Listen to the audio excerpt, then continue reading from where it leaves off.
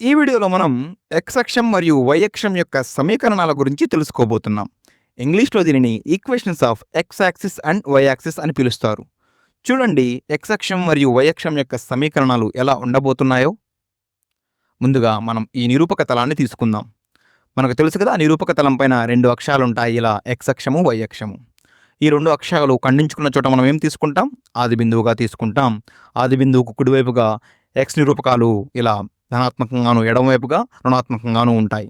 అదేవిధంగా వై అక్షం వెంబడి ఆది బిందువుకు పైన ధనాత్మకము, క్రిందగా రుణాత్మకము ఇలా ఉంటాయి. అయితే ఈ నిరూపక తలం పైన ఏదైనా ఒక బిందువు ఇలా ఉంది అనుకుందాం. ఈ బిందువు యొక్క నిరూపకాలు ఎలా వస్తాయండి? ఈ బిందువుని మనం ఏమనుకుందాం? ఏ యొక్క నిరూపకాలు ఎలా వస్తాయి?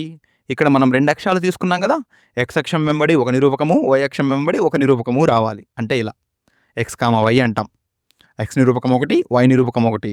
లేదా ఎక్స్‌ని మరొక విధంగా చెప్పాలి అంటే ఏం చెప్తాము అంటే ప్రథమ నిరూపకము, ఇంగ్లీష్‌లో అయితే యాబ్సిస్సా అని పిలుస్తారు. అదేవిధంగా వై రెండవ బిందువులో రెండవ నిరూపకము, దీనినే ద్వితీయ నిరూపకము లేదా ఆర్డినేట్ అని పిలుస్తారు ఇంగ్లీష్‌లో. మరి ఎక్స్, వై విలువలు ఎలా వస్తాయో చూడండి.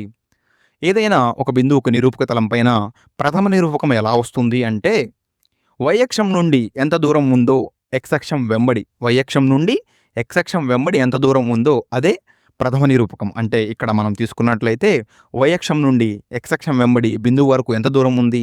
3 యూనిట్లుగా ఉంది. అదే ప్రథమ నిరూపకము లేదా అబ్సిస్సా. మరి అదేవిధంగా ద్వితీయ నిరూపకం ఎలా వస్తుంది అంటే వై అక్షం వెంబడి ఎక్స్ అక్షం నుండి ఆ బిందువు ఎంత దూరంలో ఉందో, అంటే ఎక్స్ అక్షం నుండి వై అక్షం వెంబడి వెళ్ళాలి. ఇలా ఎక్స్ అక్షం నుండి వై అక్షం వెంబడి వెళ్తున్నప్పుడు ఎంత దూరం వెళ్ళాము? 2 యూనిట్ల దూరం వెళ్ళాం కదా! ఆ బిందువు 2 అవుతుంది. అవునా? ఆ నిరూపకం 2 అవుతుంది. అంటే మొత్తంగా బిందువు 3, 2 ఏకి. అంటే ఎక్స్ అక్షం వెంబడి 3 యూనిట్ల దూరము, వై అక్షం వెంబడి 2 యూనిట్ల దూరం వెళ్ళినట్లు. మరి అదేవిధంగా మరొక బిందువును చూద్దాం. ఇలా బి అనే ఈ బిందువును చూద్దాం. ఇది బి. అయితే ఇది కూడా మీరు గమనిస్తే వై అక్షం నుండి 3 యూనిట్ల దూరంలో ఉంది. గమనించండి. మరి ఎక్స్ నిరూపకం 3. అదేవిధంగా ఎక్స్ అక్షం నుండి వై అక్షం వెంబడి ఎంత దూరంలో ఉంది? 1 యూనిట్ దూరంలో ఉంది. కాబట్టి ఈ బిందువు 3, 1. తరువాత మరొక బిందువు తీసుకుందాం. చాలా జాగ్రత్తగా గమనించండి. ఈ బిందువును సి అన్నాం. ఈ బిందువు వై అక్షం నుండి ఎక్స్ అక్షం వెంబడి ఎంత దూరంలో ఉంది? ఇది కూడా 3 యూనిట్ల దూరంలో ఉంది. అయితే ఇది ఎక్స్ అక్షం నుండి ఎంత దూరంలో ఉంది? 0 యూనిట్ల దూరంలో ఉంది. ఎందుకని? ఆ బిందువు ఎక్స్ అక్షం పైన ఉంది కాబట్టి. మరి అదేవిధంగా మరొక బిందువుని ఇక్కడ తీసుకుందామా? ఇక్కడ చూడండి, ఈ బిందువు ఎక్స్ అక్షం పైన 2 యూనిట్ల దూరంలో ఉంది ఆది బిందువు గుండా, ధనాత్మకం వైపు. కాబట్టి ఆ బిందువు ఏమవుతుంది? ఎక్స్ నిరూపకము 2. మరి వై నిరూపకం ఏమవుతుందండి? 0 అవుతుంది. ఎందుకని? అది ఎక్స్ అక్షం పైన ఉంది. ఎక్స్ అక్షం నుంచి ఎంతో దూరంలో లేదు. అదేవిధంగా మరొక బిందువుని మనం ఇలా రుణాత్మకం వైపు తీసుకుందాం. మీరు గమనించినట్లయితే ఈ బిందువు ఎలా ఉంది? ఎక్స్ అక్షం వెంబడి రుణాత్మకం వైపు ఉంది. అంటే వై అక్షం నుంచి ఎంత దూరంలో ఉందండి? -1 యూనిట్ల దూరంలో ఉంది. అయితే ఎక్స్ అక్షం పైనే ఉంది కాబట్టి వై నిరూపకము 0. అదేవిధంగా మరొక బిందువు చూడండి. ఈసారి ఎక్స్ అక్షం పైన -3 దగ్గర తీసుకున్నాం. ఇది వై అక్షం నుంచి -3 యూనిట్ల దూరంలో ఉంది. కాబట్టి మొత్తంగా బిందువు -3, 0. మీరు గమనించి చూస్తే ఇక్కడ ఒక విషయం, ఎక్స్ అక్షం పైన ఉన్న ఏ బిందువుకైనా సరే వై నిరూపకం 0 ఉంది. అవునా?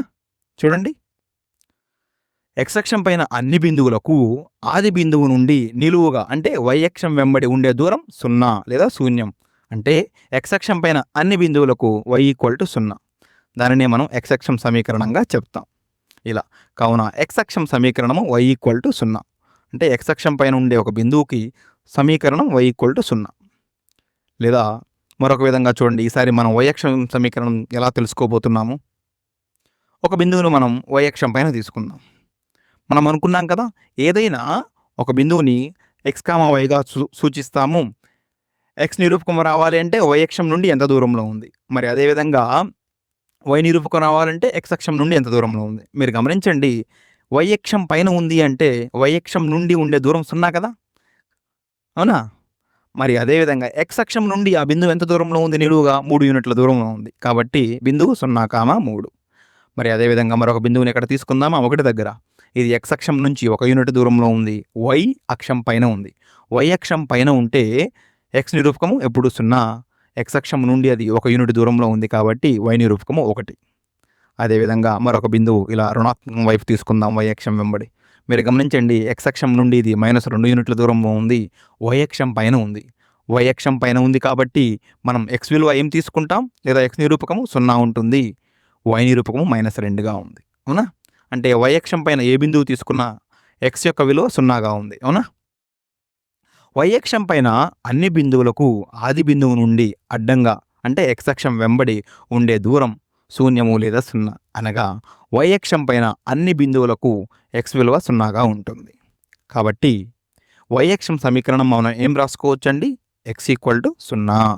అలాగే ఎక్స్ అక్షం సమీకరణం ఏమనుకున్నాం? Y equal to 0. మనం కొన్ని బిందువులను నిరూపక తలం పైన గుర్తిద్దాం. చూడండి, ఇది ఒక నిరూపక తలం, ఇలా ఉంది ఎక్స్ వై. కార్టీజియన్ తలం పైన బిందువులను గుర్తించండి. ముందుగా మొదటి బిందువు -5,0 అంటే ఎక్స్ నిరూపకం ఎంత ఉందండి?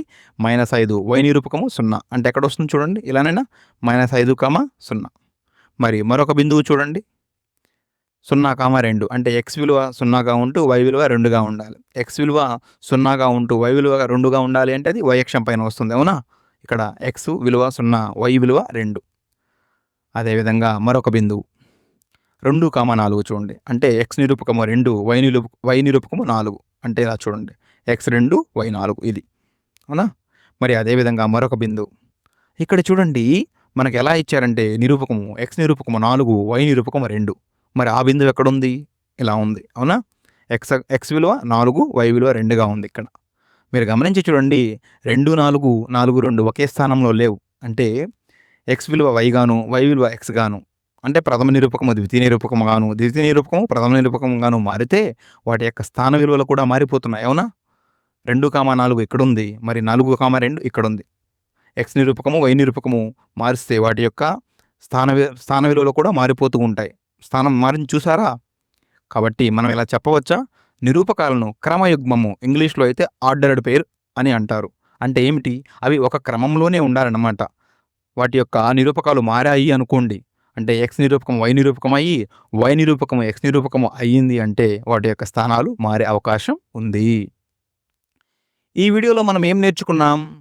ఎక్స్ అక్షం మరియు వై అక్షం యొక్క సమీకరణాల గురించి మనం ఈ వీడియోలో నేర్చుకున్నాం.